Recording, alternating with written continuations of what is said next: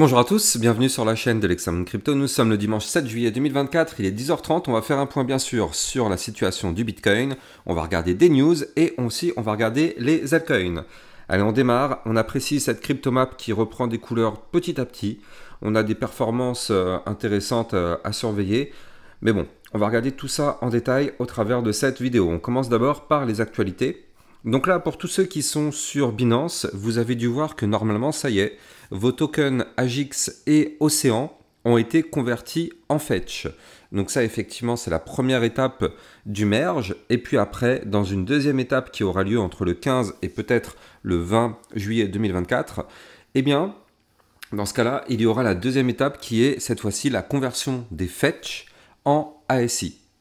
Donc là, normalement, si vous regardez dans votre compte Binance, vous avez dû... vous ne devez plus voir du AGIX ou du Océan dans votre portefeuille, mais vous devez voir votre position faite qui a été incrémentée. Donc dites-moi en commentaire hein, si c'est bien le cas pour tout le monde.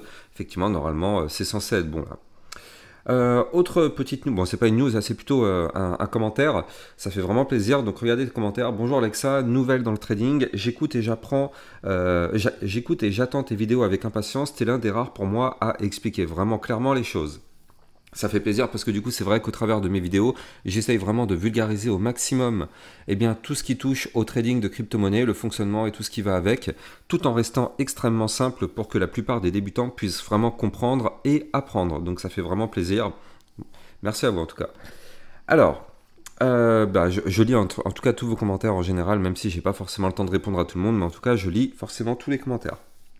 Alors, on avait vu qu'il y avait un potentiel short squeeze à faire pour venir récupérer un maximum de liquidité au nord dans une vidéo. Et donc c'est le cas, hein. Regardez, on a quand même énormément de zones à venir récupérer maintenant au nord parce qu'on a quand même pas mal balayé au sud. Hein. Là, on a quand même... bon, il y a toujours des gros clusters à venir récupérer plus bas. Mais franchement, maintenant, les liquidités, elles sont plus au nord. Donc au bout d'un moment, ce serait peut-être bien que notre Bitcoin remonte un petit peu pour effectivement revenir chercher ses liquidités. Autre news qui peut être sympa, on va voir ce que ça va donner, mais les équipes de Tron travaillent sur le développement d'une nouvelle solution qui permet de faire des transferts de stablecoin sans gas fee de la blockchain native. Donc ça c'est intéressant parce qu'a priori les frais seraient entièrement couverts par les stablecoins, donc à voir, c'est pas encore prêt, mais quand ça va sortir ça pourrait être intéressant de pouvoir pourquoi pas faire des transferts sans frais, ça c'est une chose qui est intéressante. Hier on a vu qu'il y a une transaction de Bitcoin de combien de bitcoins? De 3267 bitcoins. C'est quand même assez incroyable, hein, mais bon, il y a des gens qui ont énormément d'argent. Mais bon, c'est comme ça. En tout cas, c'est plutôt bien, hein, c'est plutôt bon signe s'il y a autant de bitcoins qui ont été achetés par une personne. Ça montre que ça peut avoir quand même des impacts potentiellement sur le bull run. Et puis aujourd'hui, effectivement, en France, eh bien, vous le savez, c'est l'élection des législatives. Donc voilà, vous avez été très nombreux à me commenter en disant que vous allez voter. Ça, c'est intéressant parce que je pense qu'aujourd'hui, déjà au vu de ce que je vois dans les commentaires, il va y avoir tout le monde va aller se présenter pour aller voter. Alors peu importe qui sera élu, mais en tout cas, voilà, c'est bien que tout le monde puisse aller voter pour s'exprimer, pour effectivement faire valoir ses droits. Allez, sans plus attendre, on va regarder déjà le ratio long short. Du côté du ratio long short, on est actuellement à 66. Donc là, c'est plutôt pas mal, hein. C'est bien, ça continue de redescendre un petit peu. Je rappelle qu'il faut qu'on se rapproche le plus possible des 50. Donc là, on est à 66, ça descend. Hein. Je rappelle que hier, on était à 76 tout de même, il faut le noter. Donc bon, 66 pour du long, 33 pour du short. Ça, je rappelle que c'est pas forcément une bonne nouvelle. Il faut que ce soit le contraire pour qu'on aille dans le bon sens.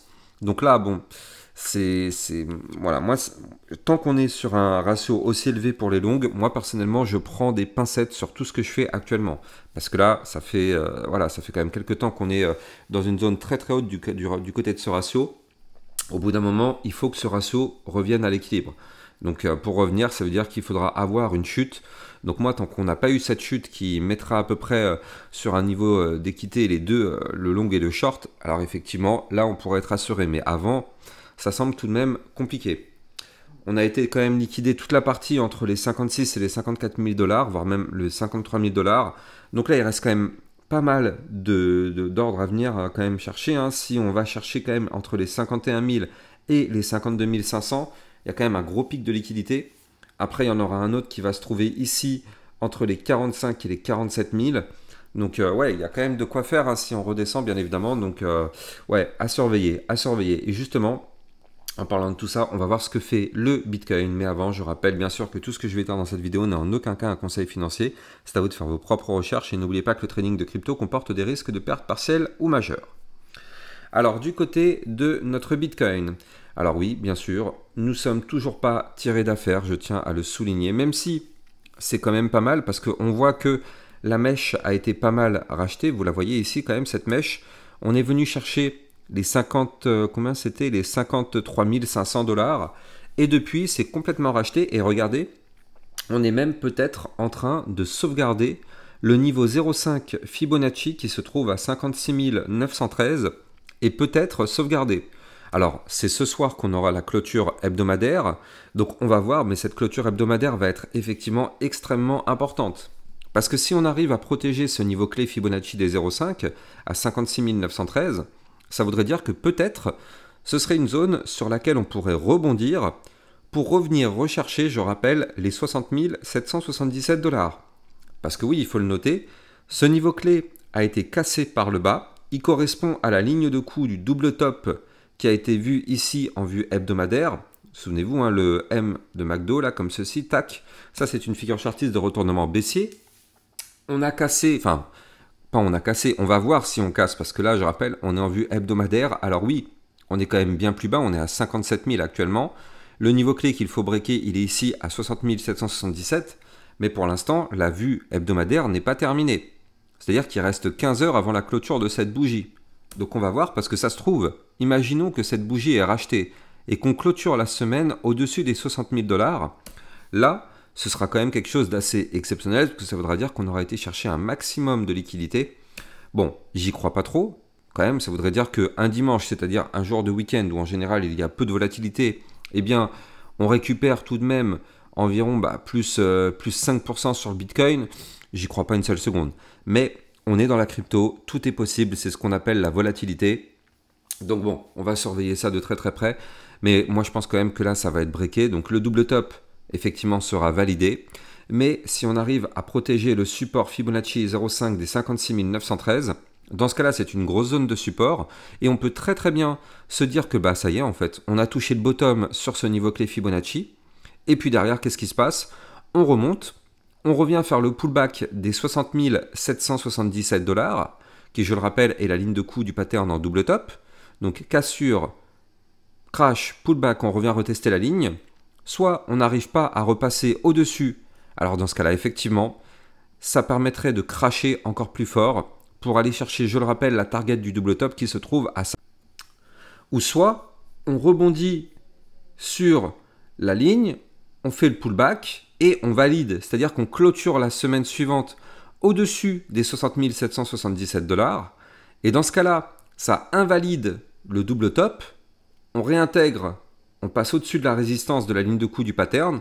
Et là, effectivement, si on fait ça, ce serait un scénario plutôt bullish parce qu'on oublierait ce double top et au final, on re-rentre dans la zone de latéralisation parce que souvenez-vous que en vue jour, nous étions sur un gros range. Regardez ça, un range qui a tenu quand même pendant très très très longtemps parce qu'on était rentré dans ce range, je le rappelle, le 2 mars et on en est sorti le 2 juillet ou 3 juillet. Donc ça fait quand même un sacré long moment. Et donc là, on pourrait très bien, si on réintègre les 60 777 $, faire exactement le même type de scénario qu'on avait fait ici. Je vais me mettre en plein milieu, comme ça vous allez mieux voir les choses. C'est-à-dire que là, on aura été chercher un maximum de liquidité, boum, et au final, on réintègre le range par le bas et on explose.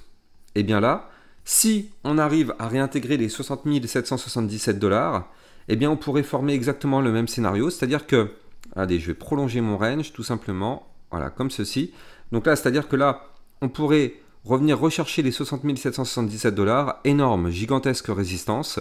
Si on réintègre, c'est-à-dire qu'on clôture en vue jour à l'intérieur de ce range, alors dans ce cas-là, ce serait plutôt bon signe pour aller chercher le haut du range et pourquoi pas tenter sa cassure par le haut. Donc là, ça va être assez déterminant ce qui risque de se passer ces prochains jours du côté de notre Bitcoin. On va voir si on arrive à revenir rechercher ce fameux bad range. Mais dans tous les cas, pour moi, techniquement parlant, il faut qu'on revienne rechercher les 60 777 $ et ce serait plutôt logique d'y retourner. Pourquoi? Eh bien parce qu'en fait, vu que c'est un niveau clé qu'on a breaké, pour l'instant, nous n'avons pas encore fait le pullback.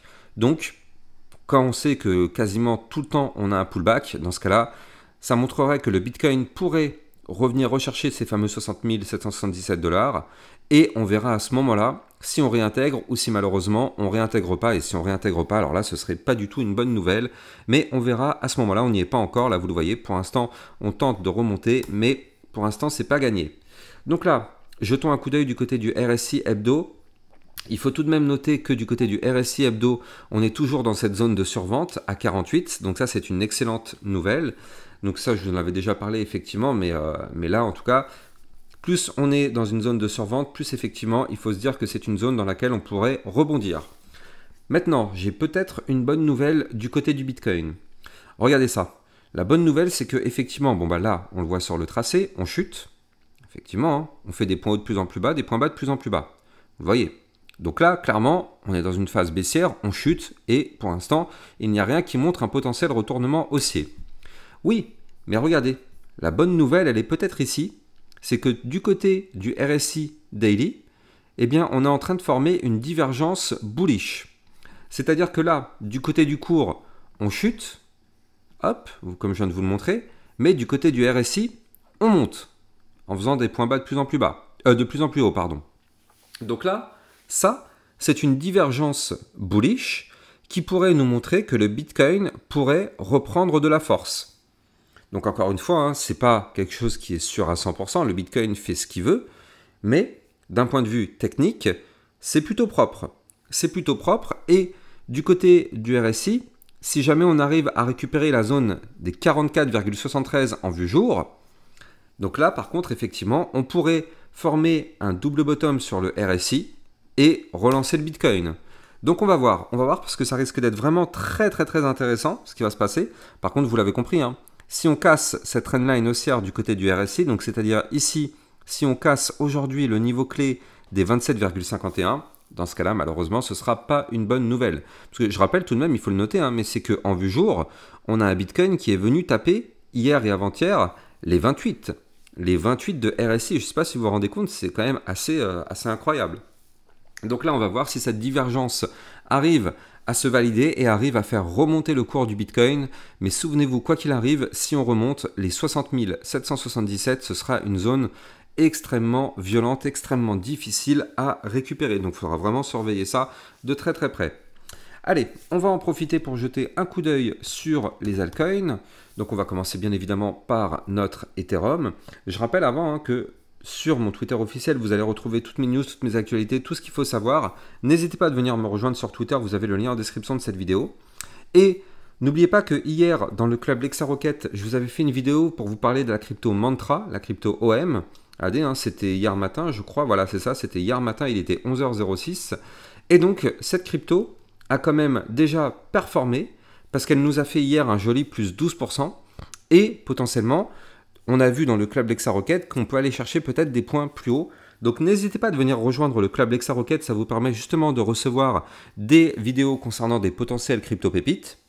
Et ça vous permet aussi de recevoir des vidéos concernant les altcoins que vous aimez. Donc on a vu hier le Jasmy, le CKB, on a vu le Mantra, le Jasmy, ouais, le RNDR, bref, Solana.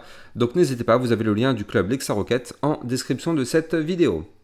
Allez, nous du côté de l'Ethereum, effectivement, on voit que là, on a cassé la boîte de recharge par le bas. Vous le voyez ici, tout ça, toute cette zone-là, c'était une grosse boîte de recharge. Effectivement, on est rentré en plein dedans et on l'a breaké par le bas. Maintenant, on a trouvé rebond sur le support des 2900 $. Vous le voyez ici, hein, ça a été complètement racheté. Donc pour l'instant, ça tient. Ce qu'il faut absolument, c'est repasser au-dessus du bas de cette boîte, c'est-à-dire des 3125 $. Déjà, si on fait ça, ce sera une première bonne nouvelle. Et ce qu'il faut, c'est absolument récupérer la résistance des 3294 $. Ça, c'est quelque chose qu'il faut absolument faire parce que sinon, regardez ça, du côté de l'Ethereum, en vue long terme, donc là je suis en vue hebdomadaire, regardez, hein, on a un gigantesque double top qui est en train de se former. Il n'est pas encore validé et heureusement.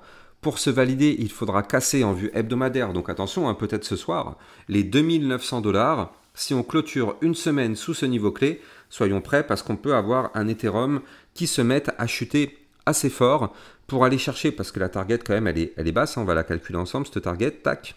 La target de ce pattern serait d'aller chercher ici la zone de support qui se trouve à 1936 $. C'est une target théorique. Entre temps, on aura une première zone de support ici à 2780, une autre zone de support à 2426, avant d'aller chercher effectivement la target du double top. Donc là, pour l'instant, ce n'est pas encore validé. Hein, comme je vous l'ai dit, il faut absolument clôturer une semaine en dessous pour valider ce pattern. Donc, tant qu'on est au-dessus, on n'est pas sous la menace. Mais si on clôture en dessous, attention, ça pourrait être dangereux. Et ça, bien évidemment, tout dépend bien sûr du Bitcoin, parce qu'à la seconde où le Bitcoin crash, tout le marché crypto crash avec lui. Donc, c'est vrai que du côté de l'Ethereum, il faut quand même se méfier, parce que là, c'est pas très très joli ce qu'il nous fait sur une vue long terme. Donc là, pour se sortir un petit peu de cette zone difficile, eh bien, on n'a pas le choix. Il va falloir remonter la pente. Et pour ça, eh bien, il faut absolument réintégrer ici les 3126 $, pour réintégrer l'ancien range. Donc, on va voir si on y arrive ou pas. On va jeter un coup d'œil aussi au passage du côté du Solana. Tiens, voilà, parfait. On est sur le Solana. Donc là, le Solana, c'est bien parce qu'il est en train de reprendre de la force quand même, on ne va pas se mentir. Il reprend pas mal de force. Et donc là, d'un point de vue technique, on est en train de former quelque chose d'intéressant. Mais avant de rentrer dans les détails, je rappelle que si vous voulez trader toutes ces crypto-monnaies, vous pouvez utiliser mon lien de parrainage Binance que vous allez trouver en description de cette vidéo, qui vous permet d'obtenir un bonus à vie sur vos frais de trading, et ça vous permet de trader sur une plateforme sécurisée vu qu'elle est enregistrée PSAN auprès de l'AMF. Vous avez le lien en description de cette vidéo. Donc là, du côté du Solana, effectivement, on a trouvé rebond ici une nouvelle fois sur le bas de range. Regardez ça. Hein. Ici, on est venu trouver une première fois rebond. Là, c'était quand? C'était le 24 juin, lors de la chute du 24 juin. Et là, de nouveau, on est venu trouver rebond sur ce même support. Donc, le support des 126,42 a parfaitement tenu. Maintenant, ce qu'on est en train de voir, c'est que là, on a repris de la force. On a rebondi. Et on est venu se casser les dents sur la résistance qui se trouve ici à 143,81. Malheureusement, tant qu'on est sous cette résistance, on est bloqué, vous l'avez compris, inutile d'espérer quoi que ce soit, on est bloqué. Maintenant, juste au-dessus de cette résistance, qu'est-ce qu'on voit? On voit qu'on a une ligne de tendance baissière et on voit qu'on a un ruban de moyenne mobile. Donc du côté du Solana, pour reprendre de la force, il faut impérativement casser la résistance qui est ici à 148,08. Elle se trouve au-dessus de toutes ces zones de résistance et donc si on arrive à récupérer ce niveau clé, eh bien, on se sera sorti de toute cette zone dangereuse de résistance. Et là, dans ce cas-là, on a un Solana qui pourrait prendre la direction des 153,04, voire même du haut du range qui se trouve quant à lui à 160,13 et pourquoi pas tenter sa cassure par le haut. Du côté du Solana, on voit aussi d'ailleurs que là, on est en train de former un premier bottom, deuxième bottom qui est une figure chartiste de retournement haussier. Mais pour valider ça, on n'a pas le choix, il faudra breaker le niveau clé des 154,08. Si on fait ça, alors oui, on pourrait connaître un Solana qui reprend de la force et qui pourrait aller chercher des points encore plus hauts. Donc là, en tout cas, ça nous montre que cette crypto est tout de même assez solide, hein, vu les deux fois, les deux rebonds qu'on a eu sur le bas du range. Donc le bas du range, pour l'instant, il tient, hein, c'est assez solide, tant mieux. Donc là, on va voir comment on va se comporter quand on viendra retoucher ces zones de résistance. Est-ce qu'on va réussir à les péter et monter, ou bien est-ce qu'on va se faire rejeter et dans ce cas-là, on retournera chercher le bas du range pour pourquoi pas tenter sa cassure par le bas. Ça risque d'être en tout cas intéressant à surveiller. Donc bon, on va regarder tout ça bien évidemment dans les prochains jours sur ma chaîne YouTube, bien évidemment, vous le savez. Et dans le club Lexa Rocket, ce sont des cryptos que j'analyse plutôt régulièrement. Quant à moi, j'ai plus qu'à vous souhaiter une excellente journée. N'oubliez pas de liker, commenter, partager au maximum. Et je vous dis à plus tard pour une prochaine vidéo. Ciao, ciao!